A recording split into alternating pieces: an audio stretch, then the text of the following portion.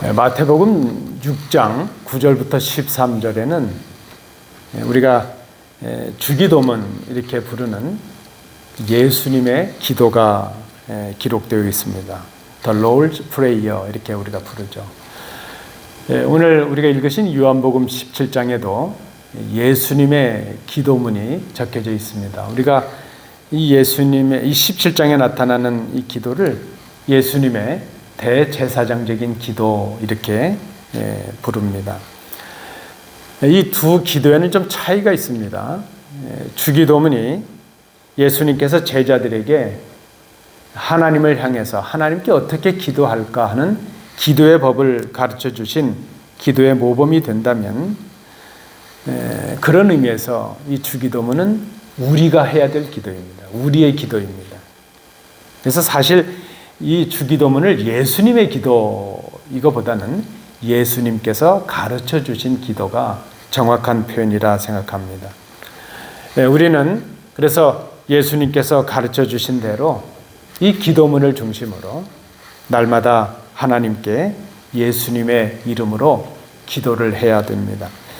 반면에 요한복음 17장에 나타나는 이 예수님의 기도는 예수님께서 이제 십자가를 지시고 죽으시기 바로 직전에 자신과 1절에서 17장 1절 5절에 보면 자신을 위해서 기도하시죠. 그리고 오늘 본문이 있는 6절부터 19절에서는 제자들을 위해서 기도하시고, 이제 20절부터 마지막 26절까지는 앞으로 있을 모든 제자들, 모든 믿는 자들을 위해서 기도하시는 그런 내용이 기록되고 있습니다. 직접 하나님께 드린 예수님의 기도입니다. 그래서 주기도문, 마태복음의 기도가 우리가 해야 될 기도를 가르쳐 주신 것이라면, 요한복음의 기도는 우리를 위해서, 제자들을 위해서 예수님께서 직접 하신 기도입니다. 특별히 오늘 함께 봉독하신 6절부터 19절까지의 말씀은 바로 제자들을 위해서 예수님께서 중보하시면서 하신 기도입니다.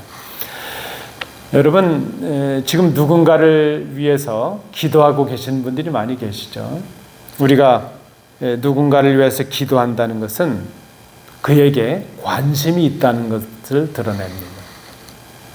우리가 내가 지금 누군가를 위해서 기도하고 있다, 그렇다면 그를 사랑하고 있다는 증거입니다.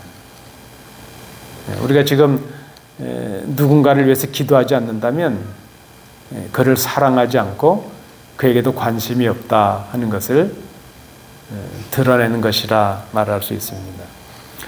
오늘 본문에 보니까 예수님께서 제자들을 위해서 기도하십니다. 예수님의 관심이 제자들에게 있습니다. 예수님께서 제자들을 사랑하시기 때문입니다. 예수님은 이 제자들에게 그 큰 관심을 가지시고 사랑하시는데, 그 이유가 무엇인가 하면 오늘 본문에 보니까 하나님께서 그들을 세상 가운데서 택하신 그들을 예수님께 주셨기 때문이라, 예수님께 맡기셨기 때문이라 하는 의미입니다. 하나님, 이 아버지께서는 제자들, 우리 인생들을 세상으로부터 구원하시기 위해서 독생하신 아들을 보내셨습니다. 보내심을 받은 아들 예수님은 하나님께서 주신 말씀을 그들에게 주셨습니다. 그들은 예수님께로부터 받은 말씀을 통해서 아버지께서 보내신 아들, 그 아들 예수님을 구주로 믿었습니다. 그때에 그들은 이제 더 이상 세상에 속한 자들이 아니라 아버지께 속한 자들이 되었습니다.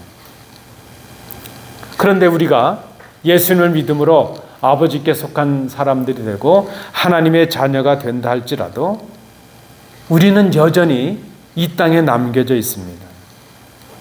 지금 사실 이 예수님께서는 곧 세상을 떠나실 때가 되었습니다.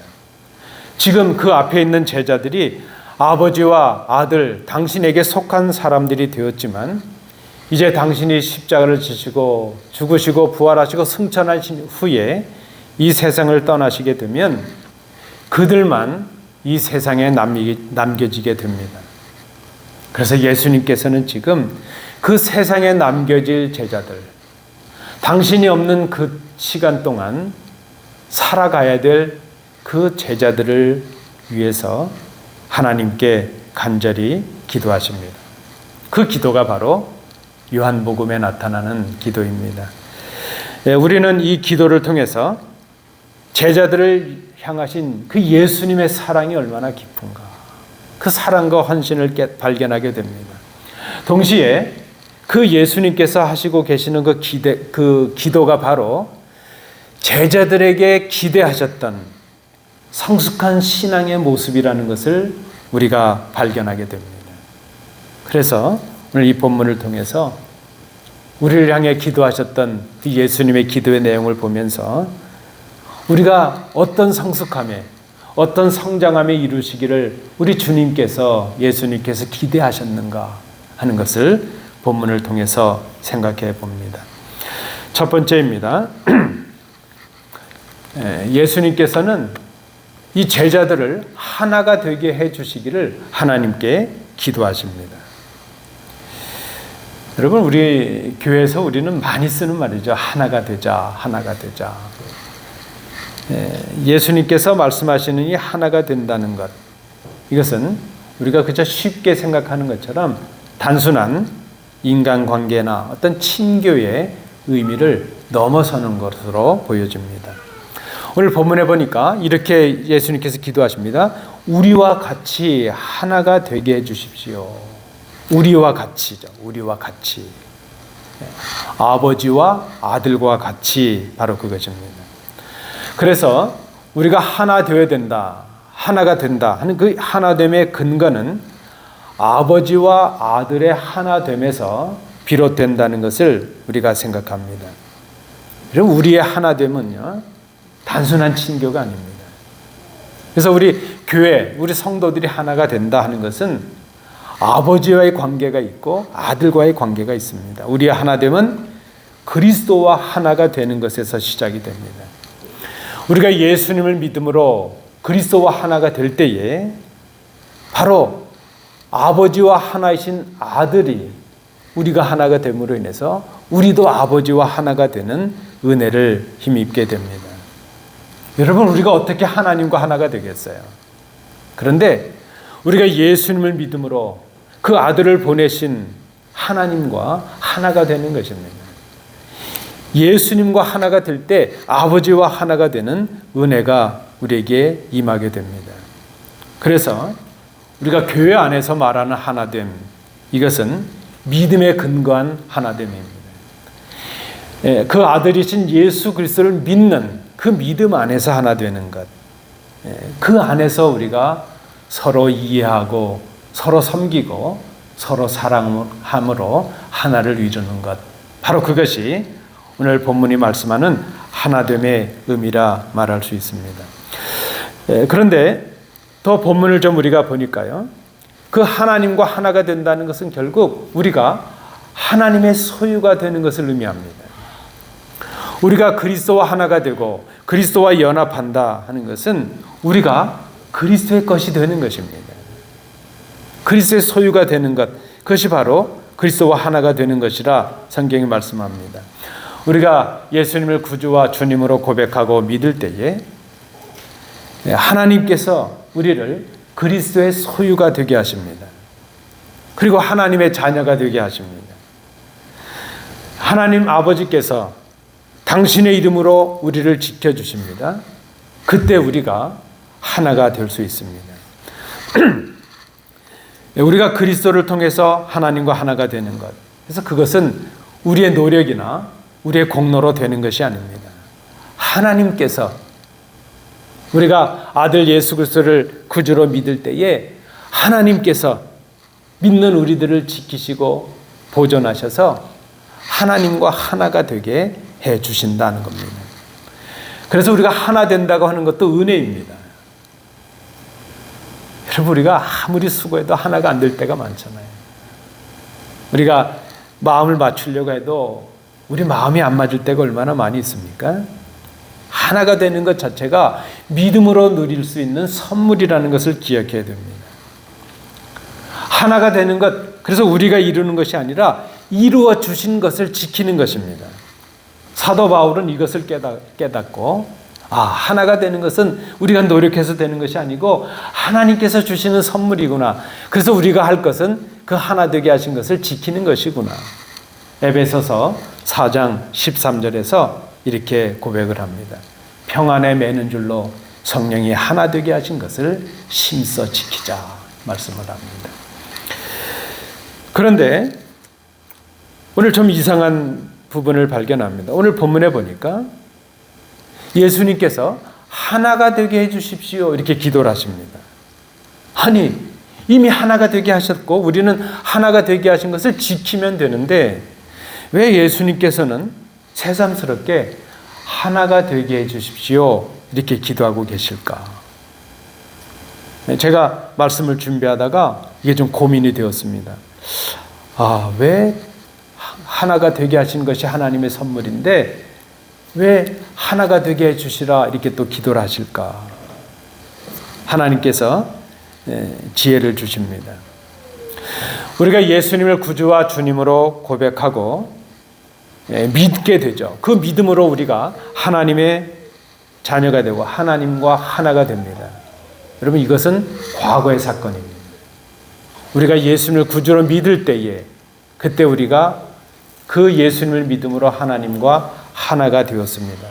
그것은 지나간 과거의 사건입니다.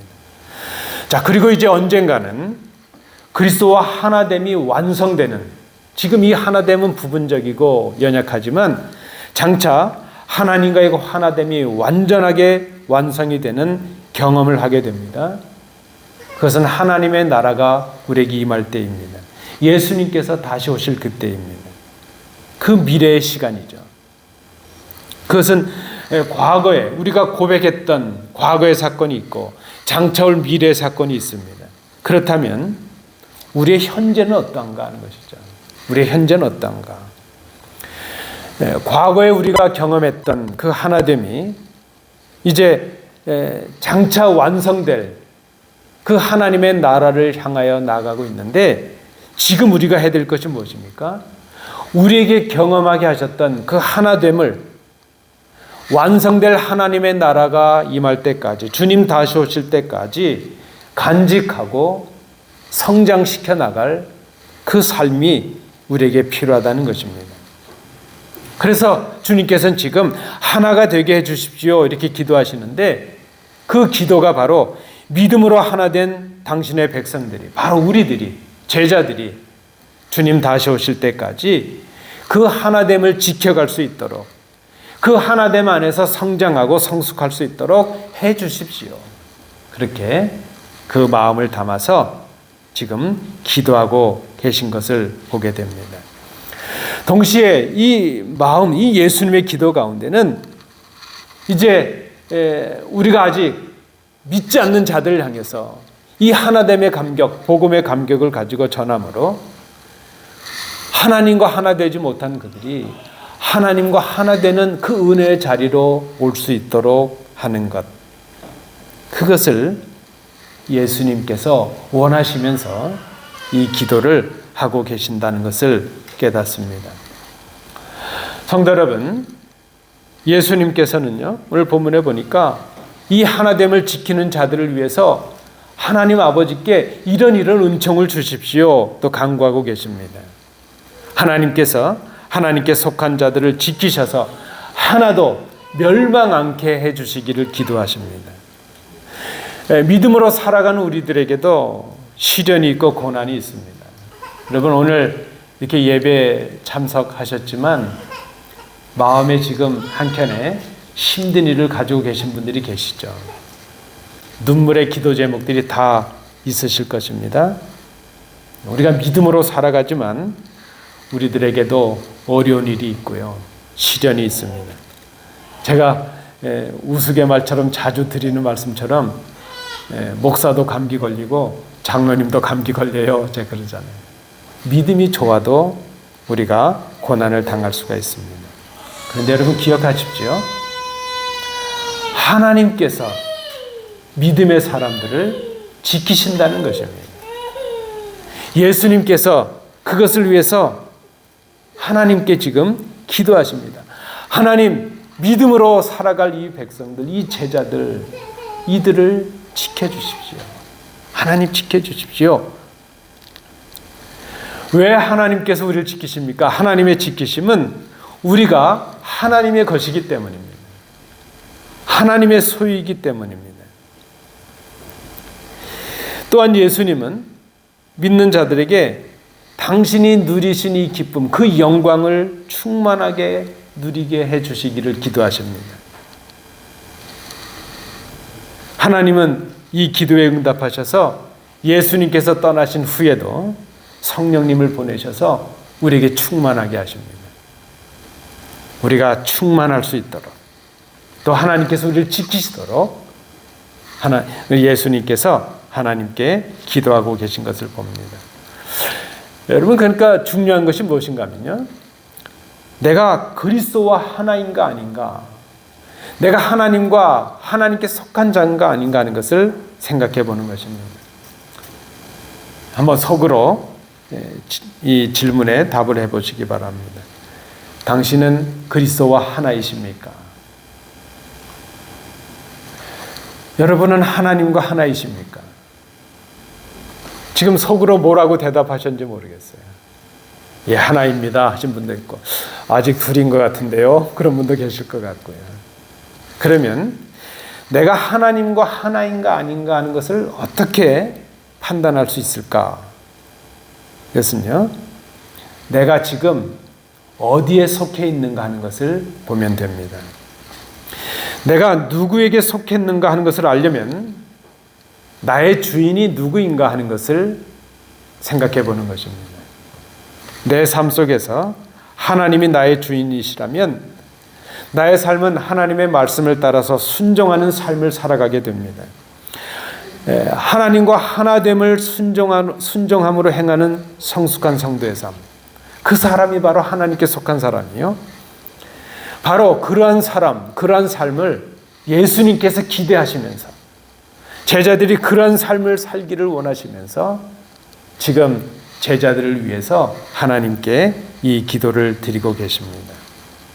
하나님과 하나 되고 하나님께 속한 삶을 살아가고 하나님을 주인으로 모시고 그 말씀에 순종하는 삶을 살아가는 것, 그것이 바로 우리를 하나 되기를 원하셨던, 우리를 위해 기도하셨던 그 기도에 응답하는 삶이 된다는 것을 오늘 본문을 통해서 깨닫습니다.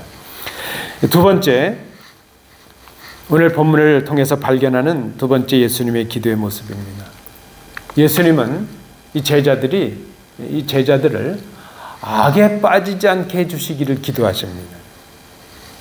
오늘 본문에 주님의 기도 가운데 이런 말씀이 있어요. 세상은 믿는 자들을 미워한다 그랬습니다. 그리스도께서 세상에 속하지 않으신 것 같이 믿는 우리도 세상에 속하지 아니했기 때문이라 주님께서 그 이유를 말씀하십니다. 세상 믿지 않는 사람들이 믿는 우리들을 미워하는 이유는 우리가 그리스도께 속했고 세상에 속하지 아니했기 때문이라는 것입니다.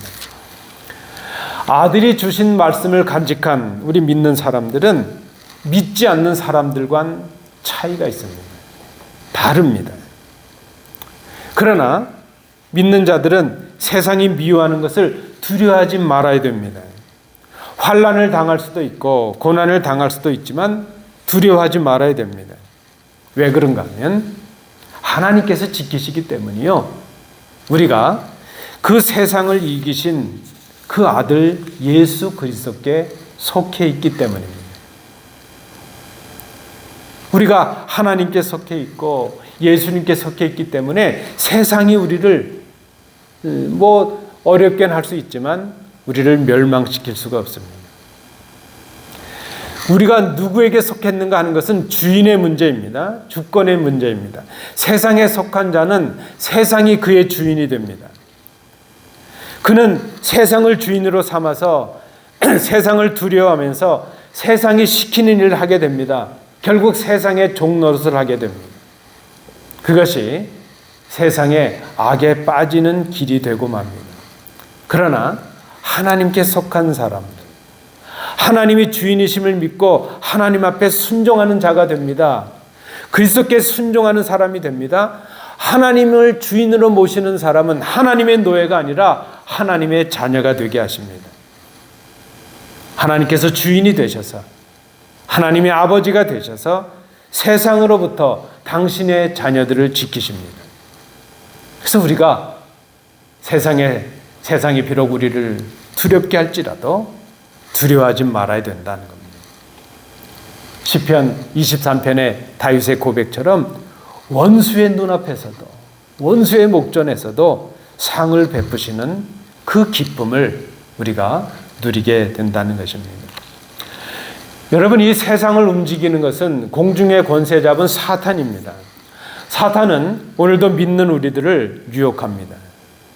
그런데 우리를 미혹할 때에 예수님 믿지 마라, 함께 지옥 가자, 이렇게 미혹하지 않습니다.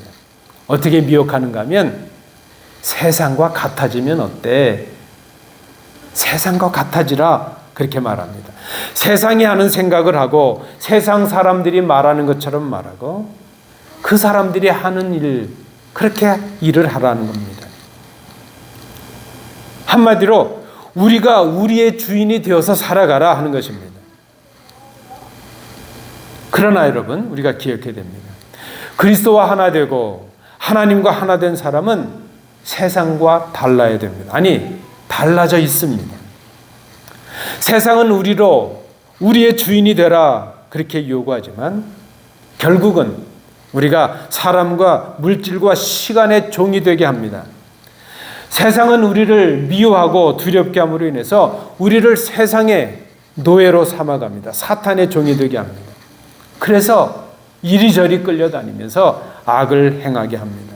그러나 그리스도와 연합한 사람은 선을 행함으로 악을 이기는 사람이 되어야 합니다. 악을 이기는 선이 무엇인가? 그것이 바로 예수님을 구주로 믿는 것입니다. 선 중에 가장 귀한 선이 무엇인가? 하나님을 기쁘시게 하는 순종 중에 가장 귀한 순종이 무엇인가? 그 보내심을 받은 아들을 나의 구주로 믿는 것, 바로 그것입니다. 그리고 그 믿음으로 예수님께서 기뻐하시는 일을 하는 생활을 하는 것입니다. 오늘 예수님을 믿는 우리들도 이 세상으로부터 끊임없는 유혹을 받고 있습니다. 우리가 정직함을 지키기 위해서 손해를 감수해야 되는 유혹 앞에서 주저할 때도 있고, 하나님의 말씀과 세상의 방법, 우리의 경험 사이에서 그저 갈등할 때도 있고요. 그러나 예수님과 하나 되고 하나님과 하나 된 자들은 오늘 본문에 악에 빠지지 말라 말씀합니다. 악에 빠지는 것이 무엇입니까? 세상을 두려워해서 세상에 복종하는 것입니다. 세상에 같아지는 것입니다.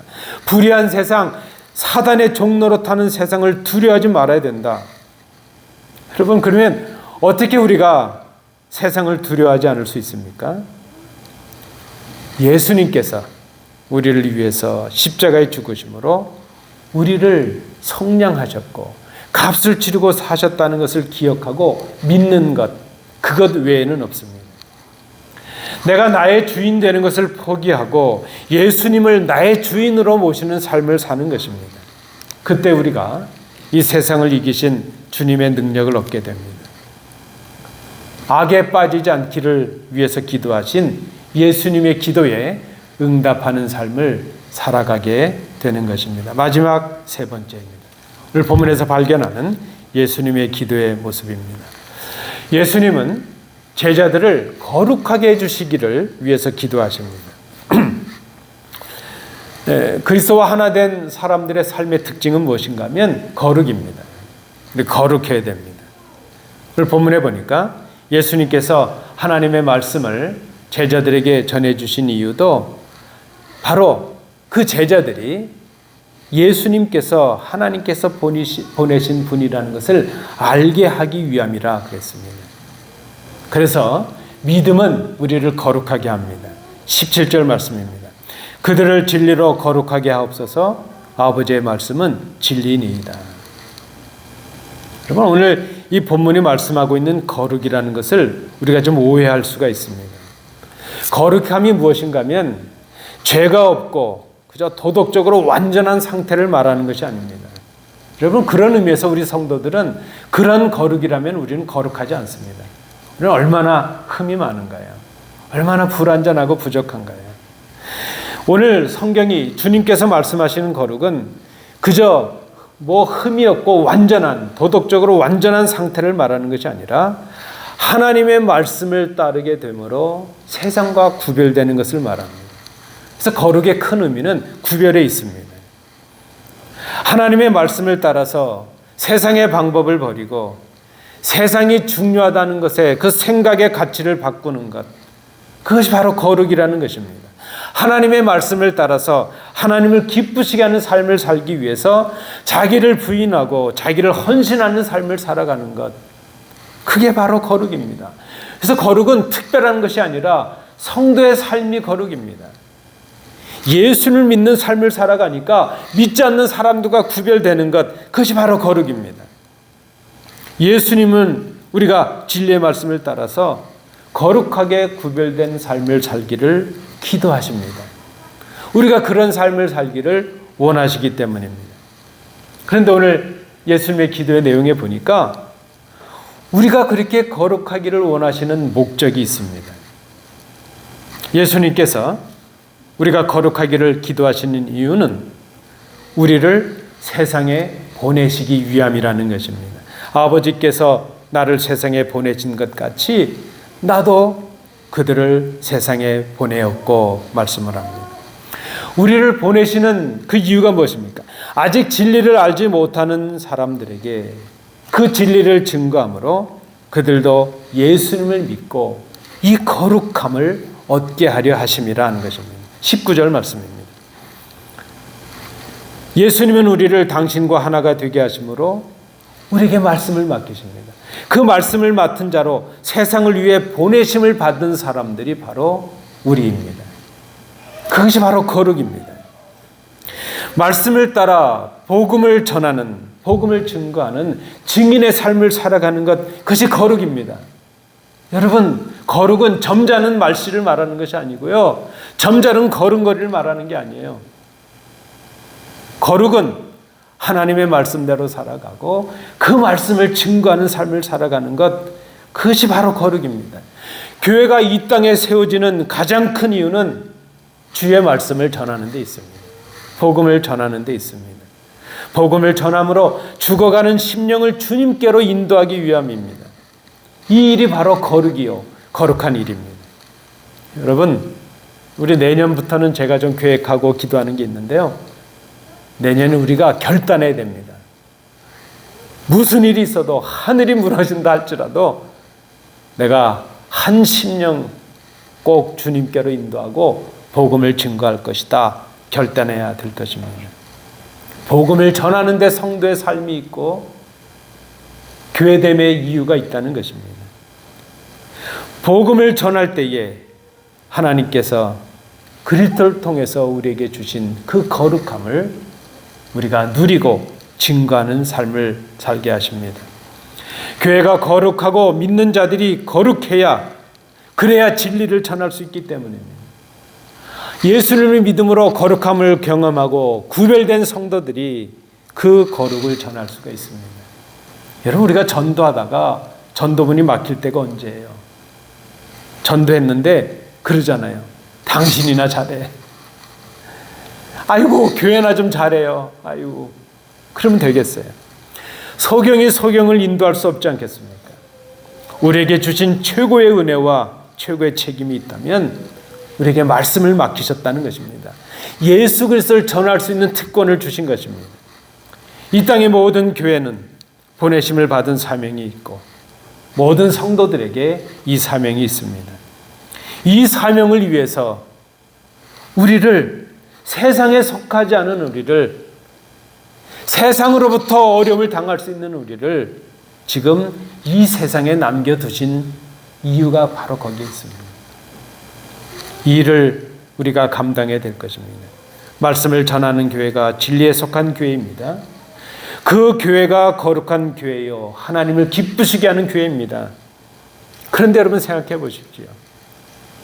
말씀을 깨닫지 못한 사람이 어떻게 진리의 말씀을 증거하겠어요? 말씀의 감격을 경험하지 못한 사람이 어떻게 말씀의 감격을 전할 수가 있고, 하나님과 하나됨의 기쁨과 은혜를 누리지 못한 사람이 어떻게 하나됨의 은혜의 자리로 사람들을 초청할 수 있겠는가?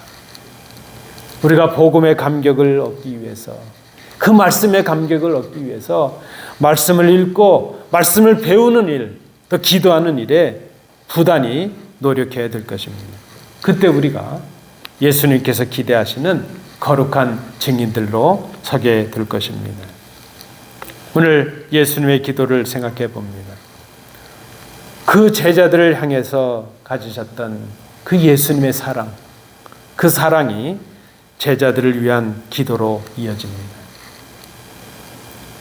우리를 향한 그 주님의 사랑이 우리에게 기도로 이어집니다. 오늘 본문에 나타난 이 기도는 2000년 전에 제자들만을 위한 기도가 아니라 오늘 이 시대를 살아가는 우리를 위한 예수님의 기도인 것을 우리가 믿습니다. 예수님께서는 우리가 세상에 속한 자가 아니라 하나님께 속한 자들이라는 것을 기억하기를 원하십니다. 이것을 알기를 원하십니다.